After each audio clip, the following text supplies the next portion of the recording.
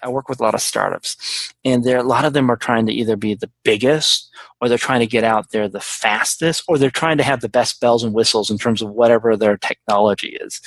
And I always tell them, look, it's not the biggest, the fastest, or the baddest mousetrap that gets the mice. It's the one with the stinkiest cheese. And so your goal is to have a signature that's really stinky, one that creates there's a story behind it, one that is distinctive and stands out versus the competition. And so you want that really stinky blue cheese, and that's what you need to go for. And that's the first step you need to do and accomplish if you want to become iconic.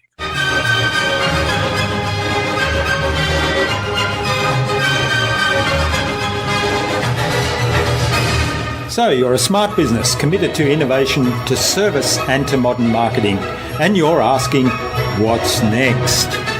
Wondering how you can become even more innovative. My name is Jürgen Strauss from InnovaBuzz, and this is the InnovaBuzz podcast, where we share all kinds of tips, advice and interview guests on all things innovation and leadership in modern marketing. Hi innovators, it's that time of week again, and it's great to be back with you and with another episode of the InnovaBuzz podcast. I hope you've had an awesome week so far. I'm really excited to have on the podcast as my guest today, SoonYu, an international speaker and best-selling author on innovation and design. He's been featured on the New York Times, the Wall Street Journal, the Washington Post, and Entrepreneur. And his most recent book is called Iconic Advantage. Don't chase the new, innovate the old. Today's episode is brought to you by the Transformational Marketing Hub, where you'll find a host of free and exceptionally useful information to help you transform your marketing. You can access the Transformational Marketing Hub by visiting innovabiz.co/VIP. If you don't yet have an account, click the blue Take a Peek Inside button. It's free and exceptionally useful, and especially for you, my podcast audience. In our discussion today, Soon talked to me about the importance of focusing on relationships in driving innovation and change, and his own relationship strategy, which is well worth paying attention to. We talked about building an iconic brand and business by becoming indispensable. And we talked about why stinky cheese is important. Without further ado, then let's fly into the hive and get the buzz from SoonYu.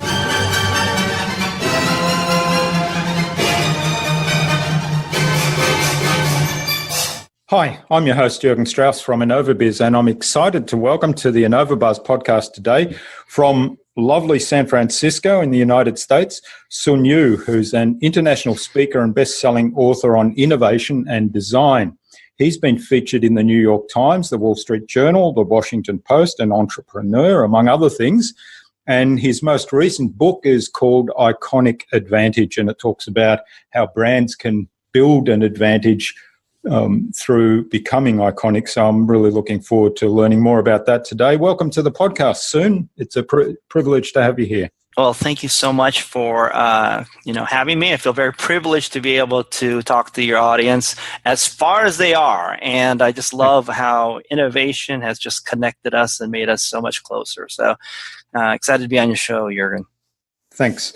And Carla Johnson, who was our guest on episode 131, I think. I can't remember the number. I haven't got it written down here. 139. I'm looking at 139, okay.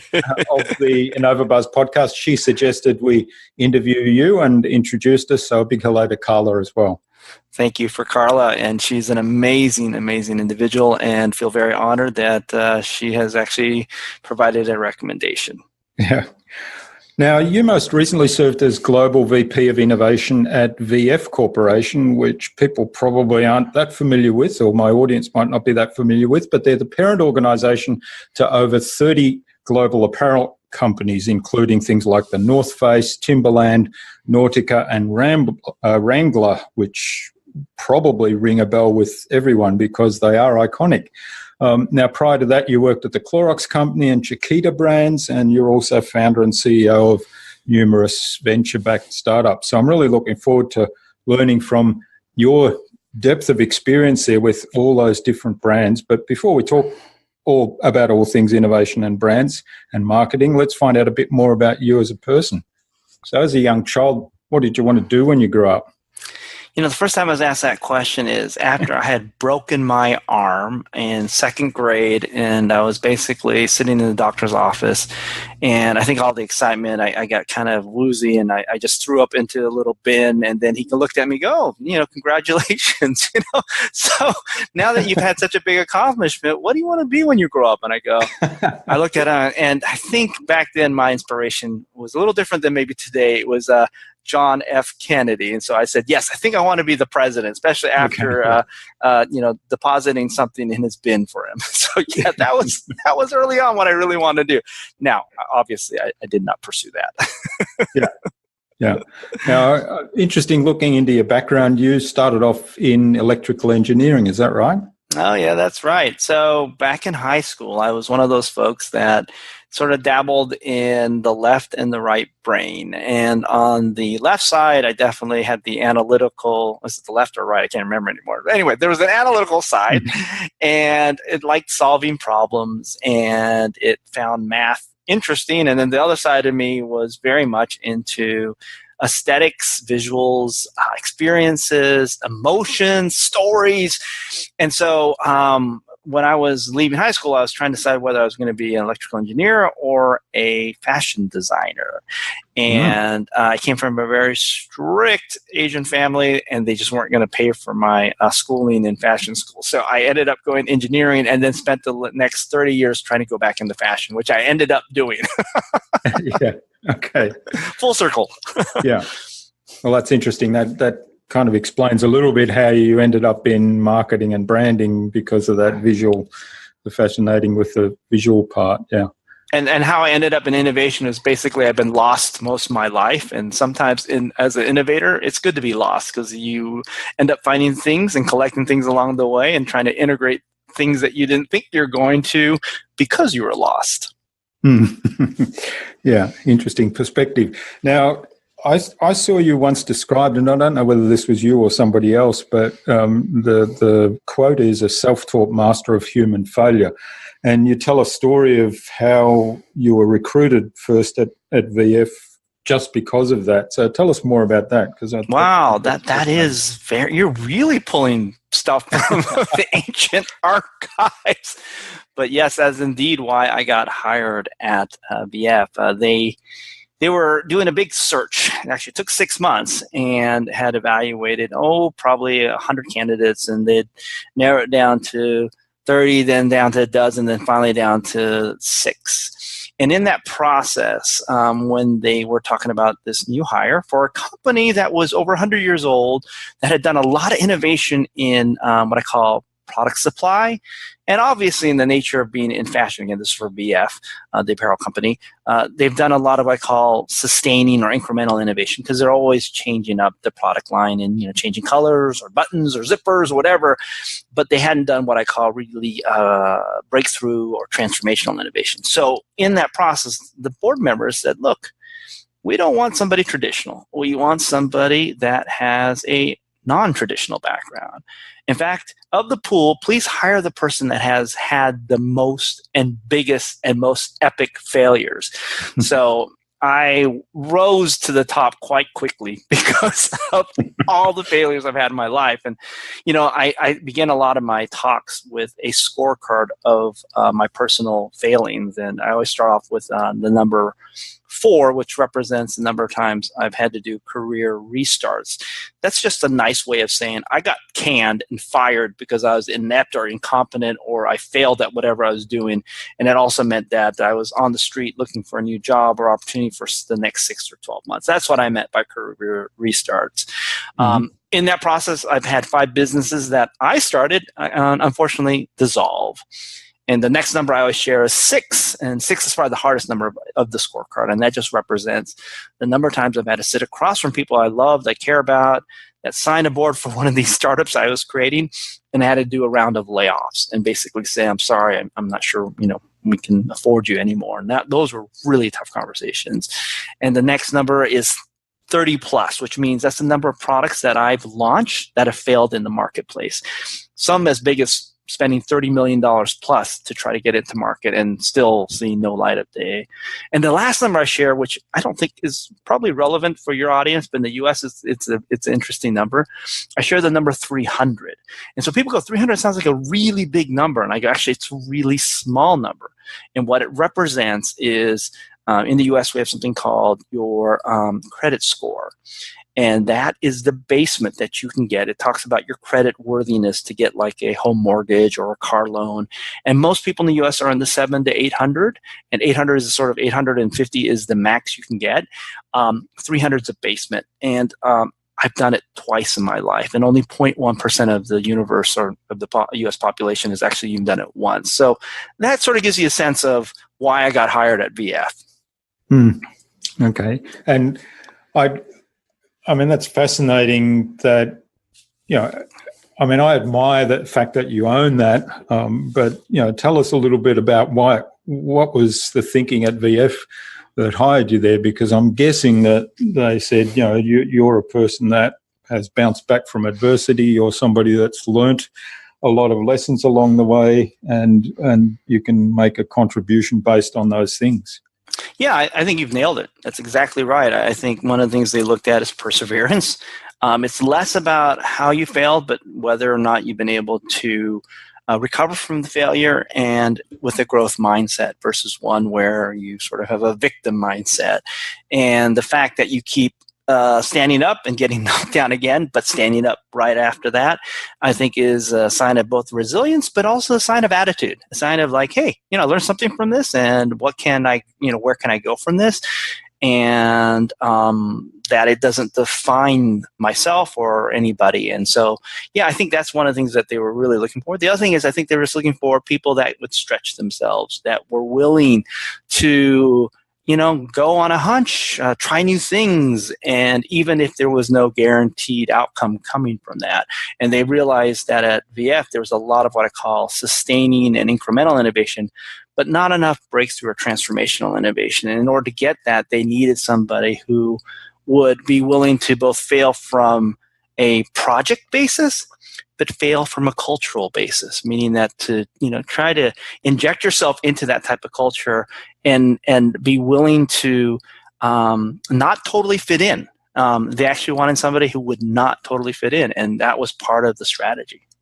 Now, I guess to balance that out, first of all, we have to say that you were hugely successful in your time at VF. That the growth of that company and those brands has been quite astounding.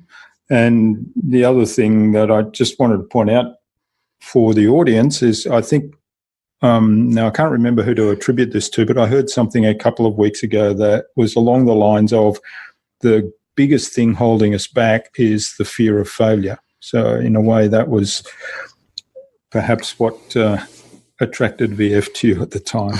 Yeah, I think so. And you're absolutely right that I was very fortunate in that I was blessed with a CEO that had patience, that had vision, that really backed me up through deed and through action.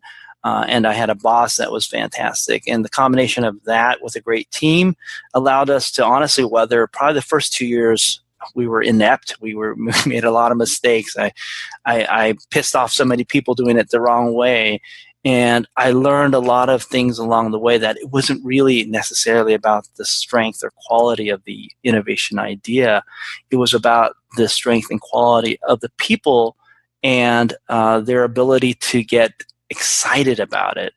And I switched really quickly from trying to be or have the best innovation or best ideas to really become somebody that had the best relationships in order to get innovation to happen.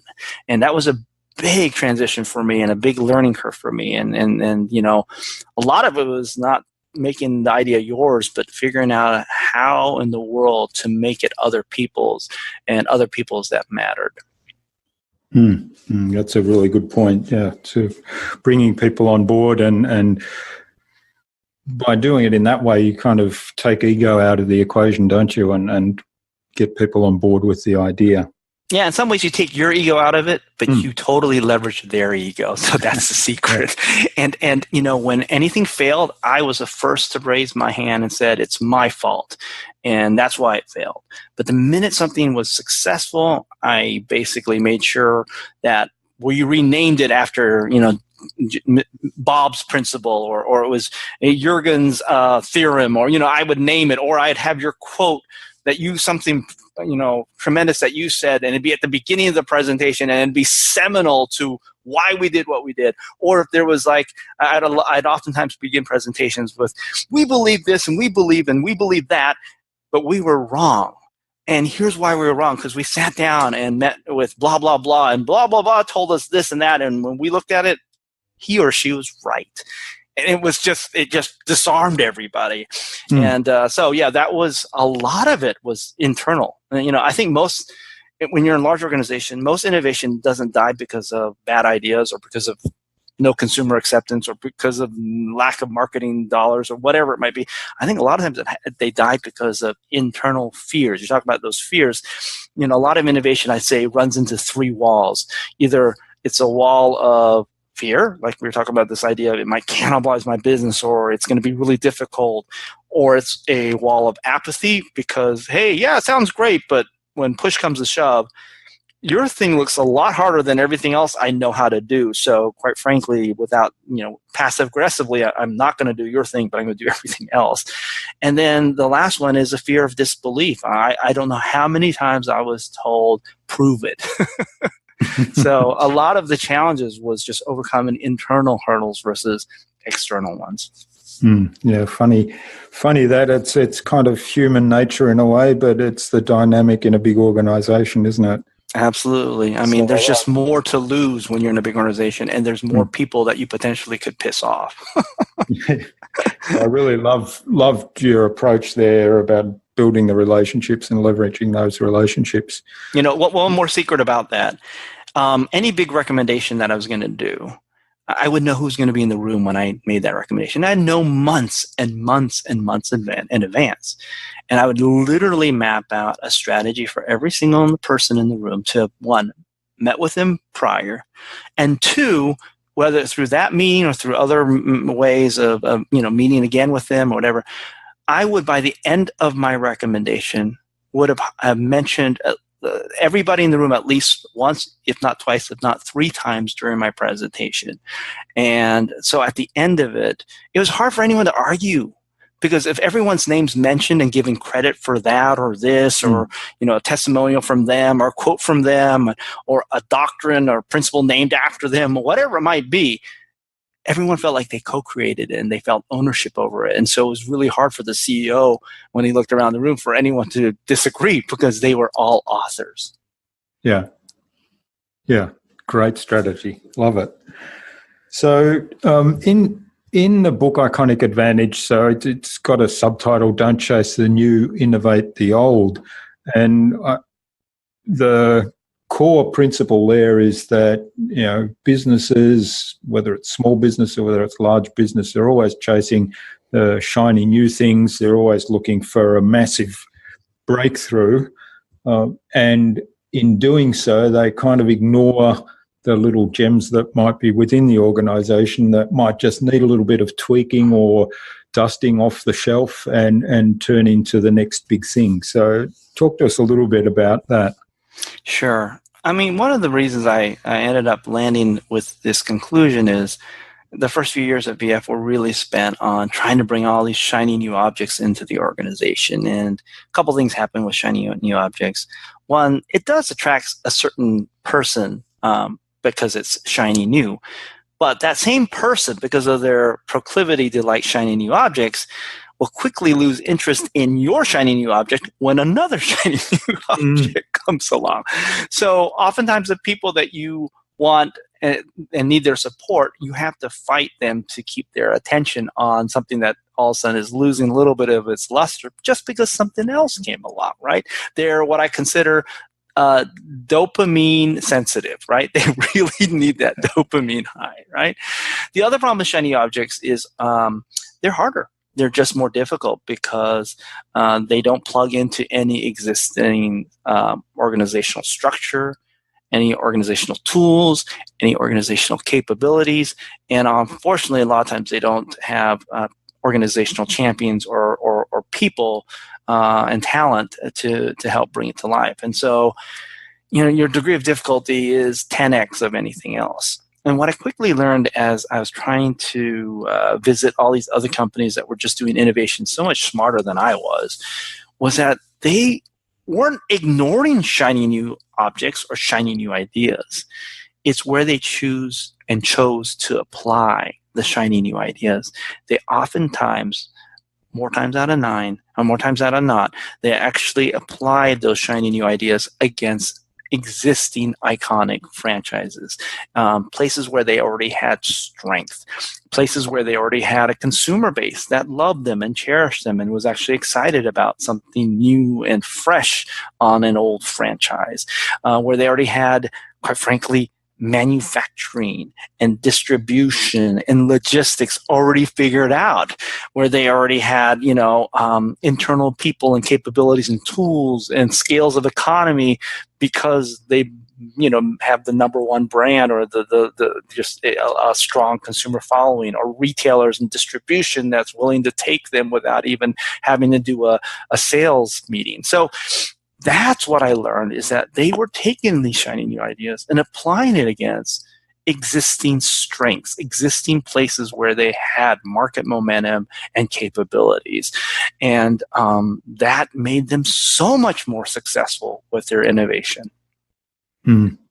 Yeah, that's really good. And I the other point, and this resonated with me, I think you talked about the example of Kodak in one of the interviews that I heard, and it resonated with me because I was in the photographic industry with AGFA at a time when digital photography was starting, and AGFA, just like Kodak, believed they were in the business of manufacturing and selling film, but what they're actually in the business of was capturing and storing memories. So to look at that shiny new object of digital photography, which at the time was pretty rubbish, and that was part of why, certainly at AGFA, it was deemed that was never going to threaten film. How wrong could that be? Businesses forget about what they're really delivering, what is the experience that they're delivering to customers, and how can they use that to build that iconic advantage and then leverage new ideas.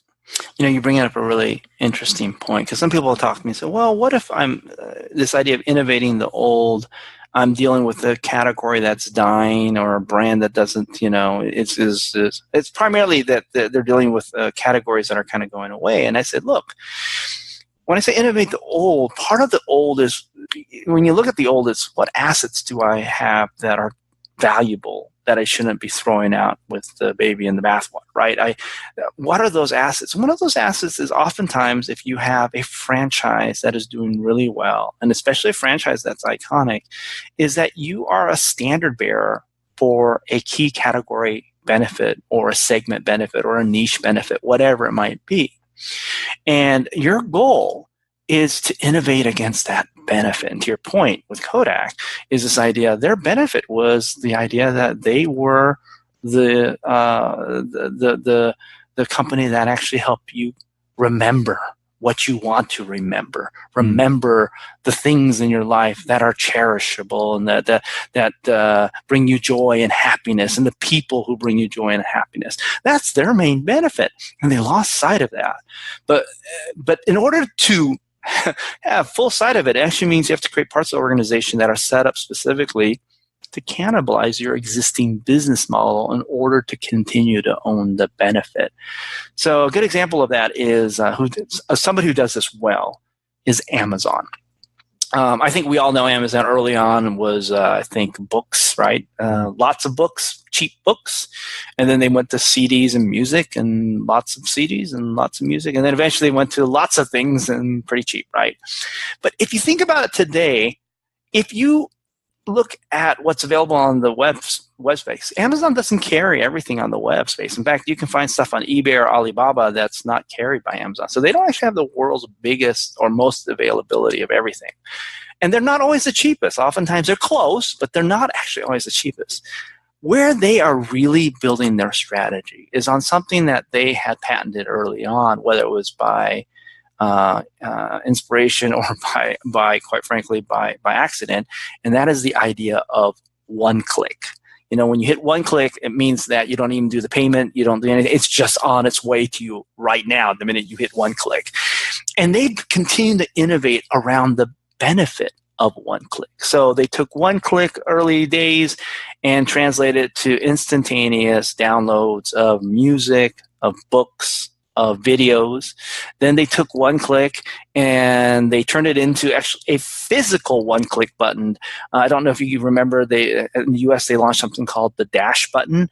And basically, if you wanted your favorite beer, you basically could have a button on the refrigerator and you press that and then they'd be automatically shipping you a case of that or toilet paper or whatever it might be. And then they've taken one click and they've actually done it with groceries now, same day groceries, and obviously about Whole Foods, so you can buy organic groceries. But now you don't even need the website and don't even need a mouse to do one click because now you have Alexa. And all you need to say is, Alexa, order me my favorite whatever, and boom, it's on its way. And I guarantee you, my son's 9, but by the time he's half my age, he won't even remember that Amazon was a website. See, what Amazon's trying to solve is the benefit they own, which is no patience required.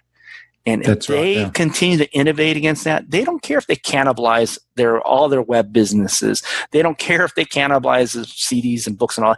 They are focused on innovating around that benefit. That's a great example. And I remember reading when they first bought Whole Foods, and I thought, that's on the surface seems to be a strange kind of branching out. And then, as I mentioned to you before we started the recording, we were in San Francisco in July and August, and we had a Whole Foods nearby, so we went there quite often to do grocery shopping. Actually, a lot of good stuff there. And I watched what was going on there, and I thought, this is actually brilliant because, people were filling up their shopping trolleys, and then rather than having to carry it home on the bus because a lot of people were on public transport or in bags if they were walking, they just deposit it there and it would be delivered home within 2 hours, I think was the promise. And I thought, well, that's brilliant because what they're doing is leveraging the infrastructure they've already got in place to do the deliveries. They're expert at that, and it fits in with that whole one-button experience.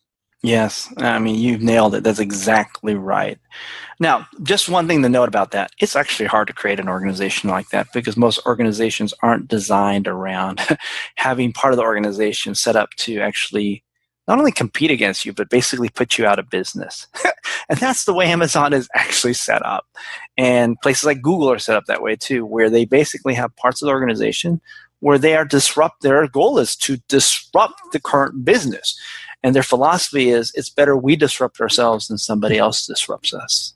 I was just going to say that a lot of experiences I had in the corporate world, people would say, well, I don't want to do that. And I would always respond with, well, isn't it better we do that? Because otherwise the competitor will do it.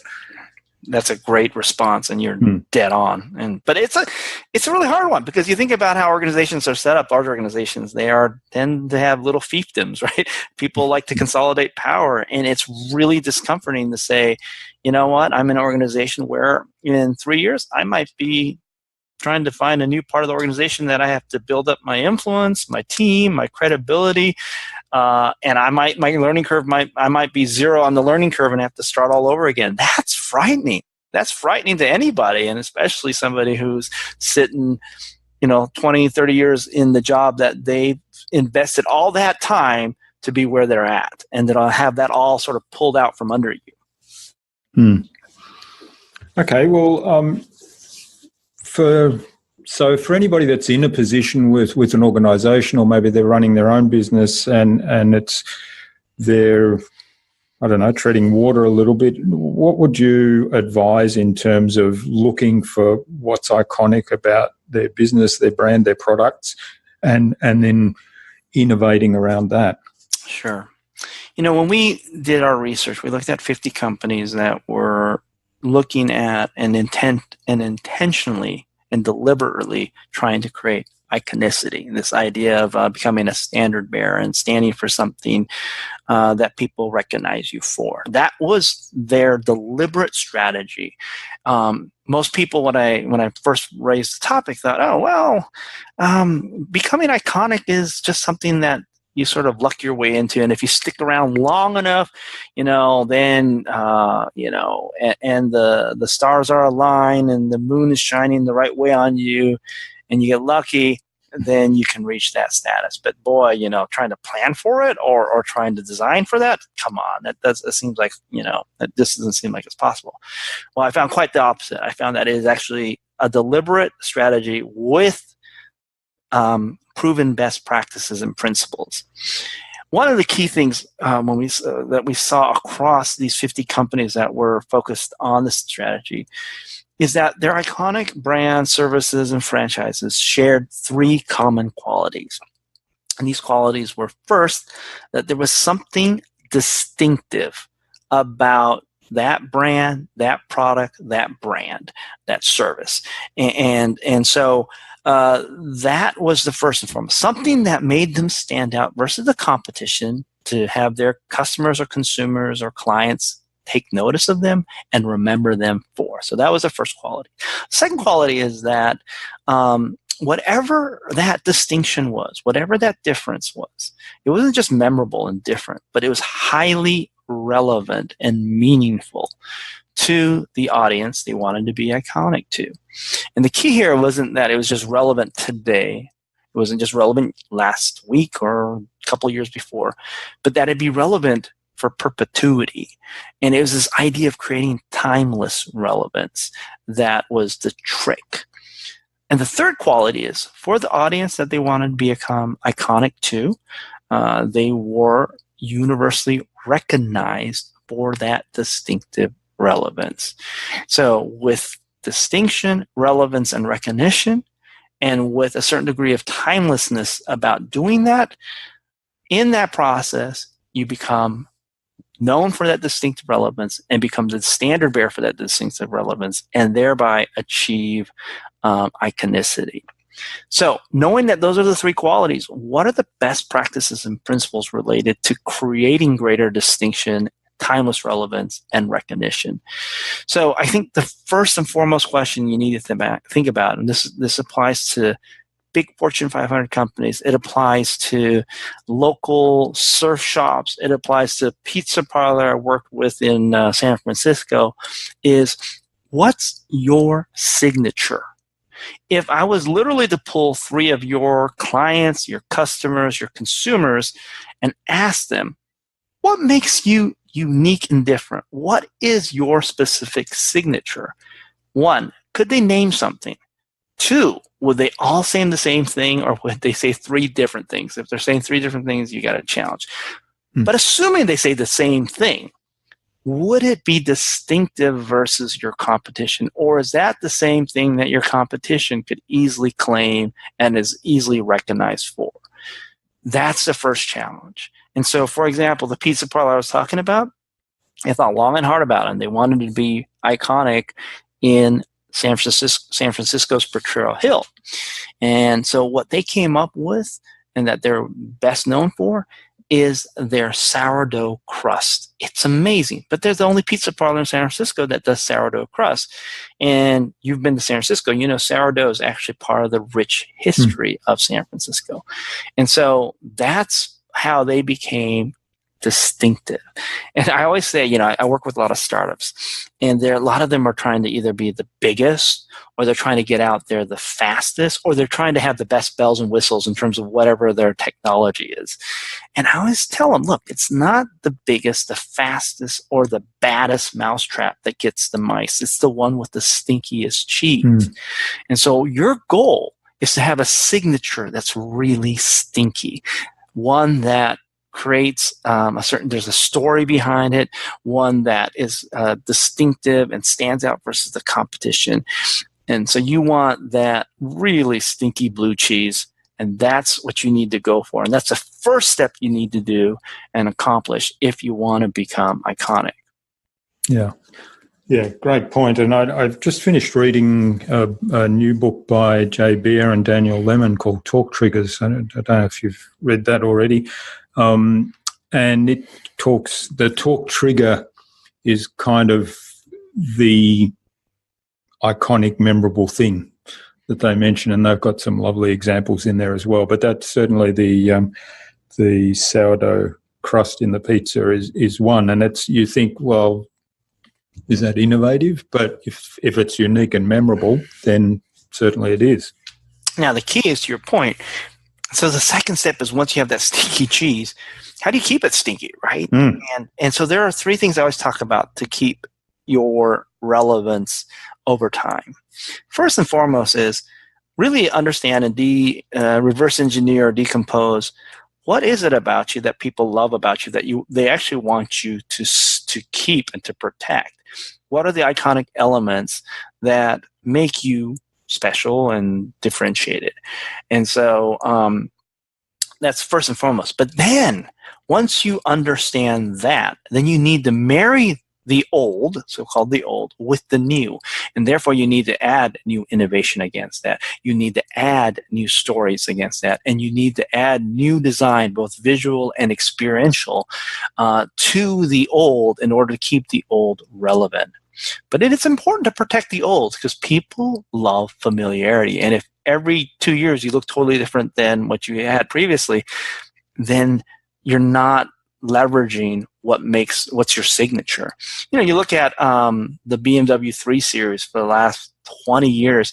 Even if I see an old 20-year-old BMW 3, I know it's a 3 Series, and I can see the evolution of the kidney grille, but there are 7 unique aspects of the BMW design language that carries over from each generation that makes the BMW, but also makes the 3 Series the 3 Series, and it's really unique. And in fact, they took that same philosophy when they purchased the Mini out of bankruptcy in 1999.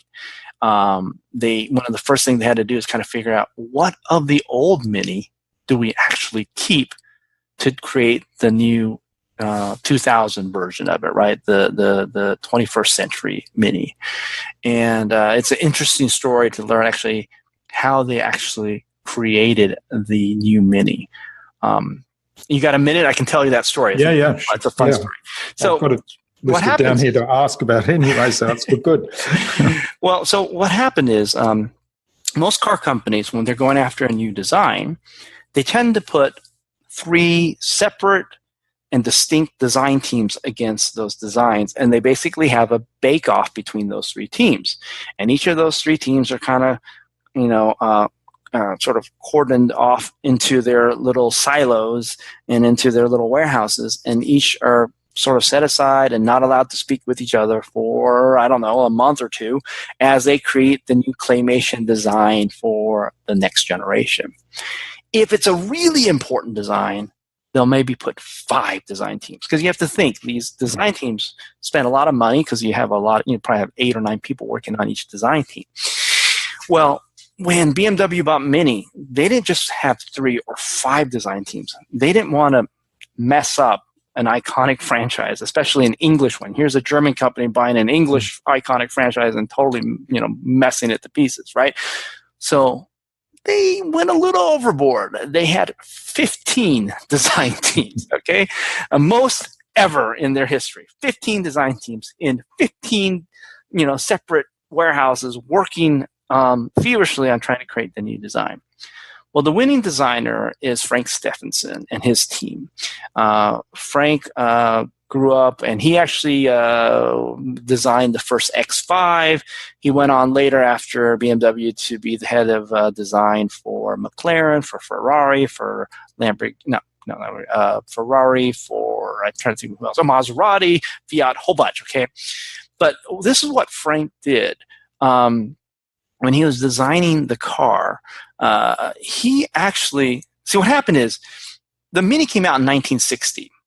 And it was very distinctive. It kind of fit the sort of swinging 60s of London, whatever, kind of the Austin Powers era. And it worked perfectly. The only issue is they didn't invest in what I call keeping it relevant. It was distinctive. It had a great signature. But the Mini that came off the line 30 years later in 1990 looked exactly like the same Mini that came off the line in 1960. They hadn't changed it for 30 years. Mm.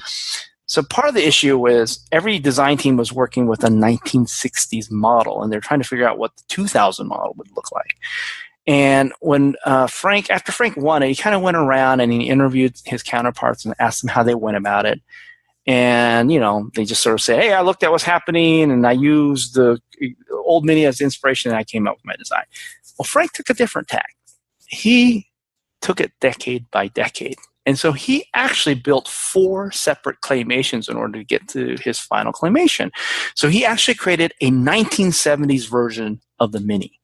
Then he created a 1980s version of the Mini, and he created a 1990s before he finally created the 2000 version. Because for him, it was really critical to understand what should be infused based on the zeitgeist and the trends and what was happening in that era, and what needs to be protected in the lineage. And through that process, he kind of figured out what were the elements that made the Mini, and what were the elements that were allowed to be played with, that were allowed to be influenced by the era that they were in. And so that's actually how he won, is by he created 4 decades worth of the Mini. Yeah, that's a great story. And in doing that, it bridges that time space, and so the timeless distinction and relevance bit is a lot easier to perhaps recognize and maintain over that time. That's right. That's absolutely right. All right, this has been really fascinating. I could go on and talk for hours on this, but so could I, unfortunately. Your listeners are like, oh, come on, please, no more. So I think I'd like to move on to the Buzz, which is our innovation round, and it's designed to help our audience who are primarily innovators and leaders in their field with some tips from your experience. So hopefully we can get, so there's 5 questions, and hopefully we can get some really good, insightful answers from you that's going to inspire people to go away and think about how they can make their brands more iconic. So what's the number one thing anyone needs to do to be more innovative? That's a great question. I'm going to give you 2 because I love 2 of them. One is to be curious. Okay. And you just got to be curious. Yeah. Always have that growth mindset. But I think the other is have a mashup mindset. I find the best innovators are not only curious, but they love saying, hey, I saw some inspiration there. What if I married it with that? Oh, that might be really interesting. Oh, I love artificial intelligence, but I also love my cats. Why don't I do artificial intelligence for cats? And boom, there's a new innovation, So, all right. So that was 2 pieces of advice. Sorry. Yeah, no, that's great. I love it, because a lot of people do say be curious, but how do you move on from that? So, yeah, great advice. What's the best thing you've done to develop new ideas or new products? Best thing I've done to develop new ideas, new products. Probably the best thing that I've done is this idea of, I think of this idea of mashup in a different way.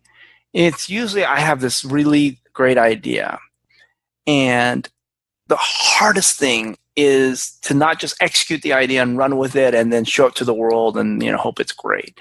The hardest thing is to say, I'm going to go out and get feedback, and I'm going to listen for 2 things. One, where there are gaps versus trying to get defensive. It's so hard not to be defensive. And the second thing I always learn is, well, how it's this idea of option C thinking. I don't know if you know this idea, but Roger Martin, who's this great strategist and innovator, and was the former dean at the Rotman School and was the right hand for A.G. Lafley when A.G. was turning Procter into this mega brand machine, and Roger was his strategist. But anyway, Roger talks about this idea of integrative thinking, where he went out and looked at 50 CEOs to understand what made them similar. And when you look at somebody like Jack Welch versus Steve Jobs, he interviewed them all and he couldn't find any common links. But he did find one behavioral trait that they all did, and that was this. Whenever presented with an option A and an option B, a lot of people conventionally would say, I picked the option that has the highest number of pros and the least amount of cons. These great CEOs said, look, give me an option C. It gives me the best of both A and B and minimizes the worst of both A and B, and design me a new option. And so back to my point, it's this idea that in listening to other people, I then think, okay, how might I take what they've said or their idea or their criticism and incorporate it into what I've done? And that's what I oftentimes find the best ideas come from. Yeah, great advice. And I like that you said, sort of, again, it's this idea of leaving your ego outside and listening to the feedback and what can you take from that feedback without being defensive and incorporate it into the option C. Yeah, it's hard. It's not easy because, you feel so much ownership and passion, right? And they don't understand it. Let me explain it better. Yeah, well, if it was easy, everybody would be doing it, right? So right. It's one way to get an advantage. What's your favorite tool or system for improving your own productivity and allowing you to be more innovative? There's a daily stuff, but I would say I'm not going to focus on daily. I'm going to focus on sort of the larger stroke. And that is going back to this idea of incorporating feedback. And one of the things I actually have when I was an innovator and throughout my life, or throughout at least my professional life, is I've always had an executive coach. And my coach's main job is to call bullshit on me, because I think humans have a unique ability to lie, not to others, but actually to lie to ourselves. To themselves. I mean, that is the hardest thing, is to see truth about yourself. And so I think the most important tool for self-improvement, but also just being grounded about what is meaningful for you and your life, and grounding you back to your values and your vision, is to have somebody that knows you well enough to call bullshit on you. And and you can't do it. It's too hard to say, well, I know how to call bullshit on myself. No. No, that's bullshit right there. Okay. That's right. Yeah. In fact, usually, I mean, that's a defensive statement, right? No, I can do that myself. Yeah, I don't need a coach. Anyone that says they don't need a coach, that's a lie. That's a lie. Yeah. Yeah. So, great advice. And as you say, there's, the huge value in a coach, but not only a coach that knows you well and will do you that service of pulling you up and saying, no, that's BS.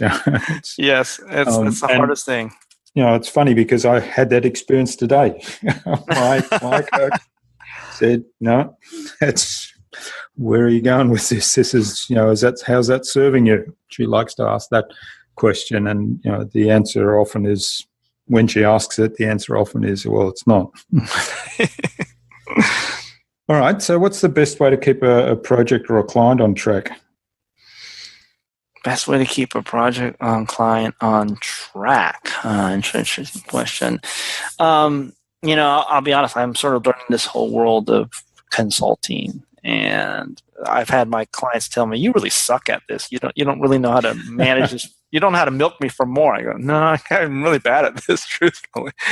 And I find that I'm getting clients that there's clients where maybe you're always having to be in sell mode, and I'm sure that's part of the process of I mean, that's probably one of the best practices. I don't do that very well. So I think it's actually saying, hey, I'm not sure you need me right now.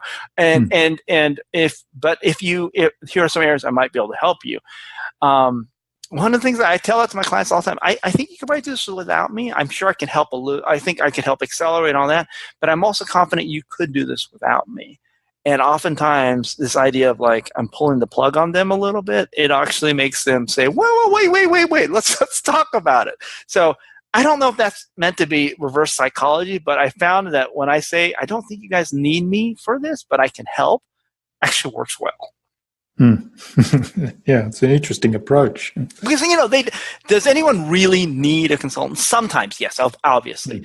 But on a recurring basis, probably no. But is that the truth that you could actually help and help accelerate? Yeah. And is there value there? Yes. But do they actually absolutely need you? No, probably not.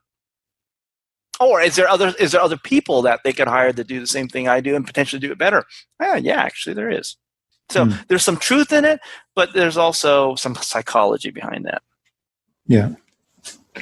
All right. Thanks for that. Now, the next question, I guess, comes back to the iconic advantage a little bit. So what's the number one thing anyone can do to differentiate themselves? I really want everyone to think stinky cheese. Okay? Think super fragrant. If your cheese smells like everybody else's cheese, then you probably got either American cheese or some type of a mild cheddar. You are going after extra super sharp, blue cheese, was it Roquefort or whatever it's called? You really want cheese that stands out. And it is more important. And you might say, well, if it's so stinky, no one's going to like it. No, there are people that'll like it. And I actually always argue, look, it's better to be indispensable for 100 people than it is to be well known by 1 million people. And why I say that is when you're indispensable, that means that they can't live without you. And that means you're doing something amazingly well. And if you are able to codify what you do really well, first off, it means you're doing something really well, which is great. And then second, I'm assume that you will have the smarts to kind of reverse engineer and then codify what you do really well. Then scaling is actually really easy. When you have 100 diehard converts who are willing to give testimonials, because without you, they'd be basically, dead or they just couldn't live life, right? With the way the world's set up today, with social media, with all these platforms, it's easy to use them as your bullhorn. That's such great advice, because a lot of people struggle with this idea of niching down and narrowing down on that very small audience, because they think, there's 1 million there that might need what I have, but then it dilutes the focus, it dilutes the message, and you don't get to that point of what you're talking about, of building that core of people that can't live without you, that are raving fans and that actually do a lot of the marketing for you. Exactly. And the key word is indispensable. And you can't, if you're trying to be indispensable to 1 million people, you're not doing it right. Yeah. All right. Great advice. Thanks for getting us through the buzz. So just circling back again to the book Iconic Advantage, is there a sequel in the pipeline? There's probably a couple circling, and so yes, I'm right now focused on this idea of how helping people build great brands, and I'm on a mission because I fundamentally believe that as we go through life, there are brands that really resonate with us, and we have relationship with brands, kind of like the way we have relationships with people. It becomes very personal. And just like with people we love, we don't want to fall out of love with them. We don't ever want to be on the fence with the people we love. We want to be all in with the people we love. And the same thing is true for the brands. We don't want to have a reason. One of my favorite brands is Porsche. And I don't have any reason ever to doubt why I love Porsche. I want every generation to be even better than last generation, but still look like the old generation, right? And so I'm excited that they understand this idea of iconic advantage and they practice it, because for me, they're protecting my love affair with them. And I want, and so I want to be all in and forever in love with Porsche. That's great. Now I am starting to investigate, once I get people on and hooked on the idea of building brands that are lasting, that stand the test of time, that then become iconic, and then that people love forever. I'm now helping, especially since I'm in San Francisco in the startup area, I'm really helping people think about how do you build not just iconic brands and services, but iconic categories. And what does it take to actually, while you're building the brand, to also create a new category? Fascinating. So what do you mean by category? Well, okay, if you think about a new, what's ride sharing, or what is the shared economy with Airbnb? How do you do that? And some people think, well, it's just you launch and then you're out there long enough. I say that's true, but with new categories comes new behaviors, new routines, new expectations. It also comes with new language, new stories, new analogies. As a marketer building a brand within a new category, you have to know that these new things are happening.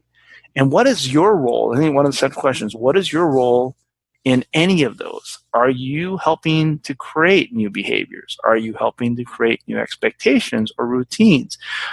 What's the language that you are helping to codify this? What are the stories or analogies you're using? Can you brand any one of those elements?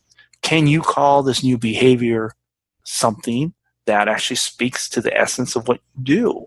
And somehow through that create leverage and competitive advantage to not only create new language for the category, but create competitive advantage for you, because every time somebody states or defines that new behavior, they actually are reminded of you.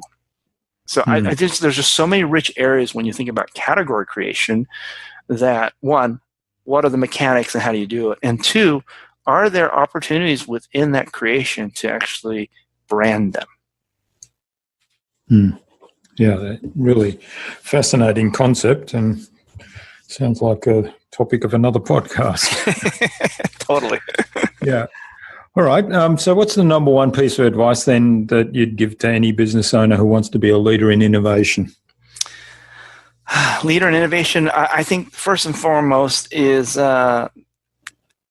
understand what makes you unique and special and be relentless about innovating that. Because I think the hardest thing in innovation is there's too many things to innovate. And I almost wanted to write this book, Just Say No. Okay, that was an innovation book. Okay? It was all about innovation strategy. I think the hardest thing about innovation is knowing what to say no to and saying no more than you say yes. Because if you can go instead of broad and broad and wide, go narrow and deep with your innovation, you're going to get better innovation, you get better creativity, and you're going to own it more than other people. Yeah, that's great advice. Really innovate around what makes you unique and special and be focused on that. Mm-hmm. Right. Laser focused on it. Yeah. Thanks, Soon. This has been really great. Now, where can people reach out, and thank you for all that you've shared with us today? Sure. I mean, I've got a website, and I might you can contact me there. It's SoonYu.com, SoonYu.com, and you follow me on Twitter at SoonSpeaks. So look forward to connecting with people. Okay, and we'll have links in the show notes to those places. Finally, then, who would you like me to interview on a future InnovaBuzz podcast, and why? Well, I was fortunate when I wrote this book to be introduced to this amazing, amazing case writer. And so he's been my co-author and been a co-contributor. And now he's on his third book on his own. And he just released a new book on how to get great ideas. And it really challenges the conventional wisdom on brainstorming and ideation and all that. And he really looks at the science and mechanics of human behavior, but also of the brain. and he pulls that apart and shares it in such an entertaining way. And on top of that, he's Scottish, so he's got an incredible accent that's very charming, and he's quite frankly very bombastic, which also makes him a great guest. So Dave Burrs is who I would recommend you interview because he'll be such a fun interview. All right. Well, I look forward to that. I love Scottish accents. So, Dave, if you're listening to this, look out for an invitation from us, the InnovaBuzz podcast, courtesy of SoonYu. All right, then. Thanks again for sharing your time and your insights with us so generously today, Soon. It's been a really enjoyable and very insightful. I've learned a lot. I've got a page and a half of notes here. I've really enjoyed it, and I hope the audience gets a lot out of this as well. So I wish you all the best for the future, and let's keep in touch. Yes, thank you, and thank you to the audience. And it was a lot of fun. Thanks, Jürgen.